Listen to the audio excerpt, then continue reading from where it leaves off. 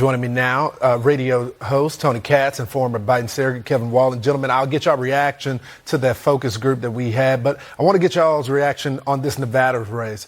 Tony, it looks like the Dems just won another one. I'm just curious how they were able to win that governor's seat and not win the Senate seat. What's going wrong?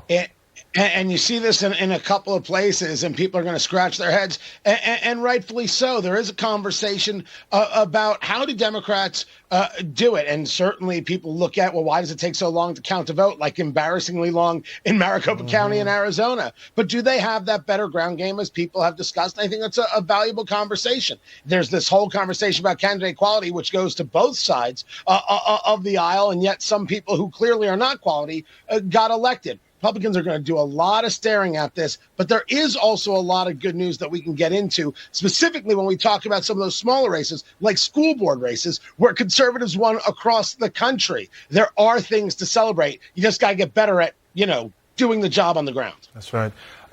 Kevin, is this a moment of celebration for the Dems? 75% of Americans say that we're heading down the wrong path.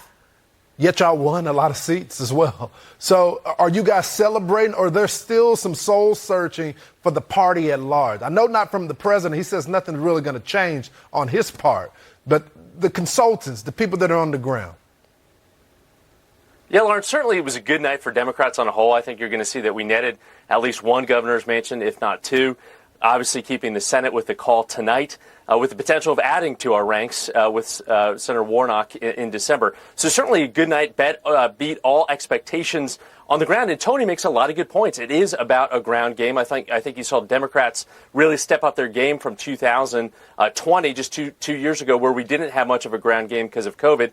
And to Tony's point as well, it's all about candidate quality. I think that's why you saw so many ticket splitters. And I think that's actually a good thing for this country, because it means that Americans are looking at the quality of the candidate and not just the label next to their name. I think that's a good night for democracy and for this country going forward. Real quickly, Tony, what's the case?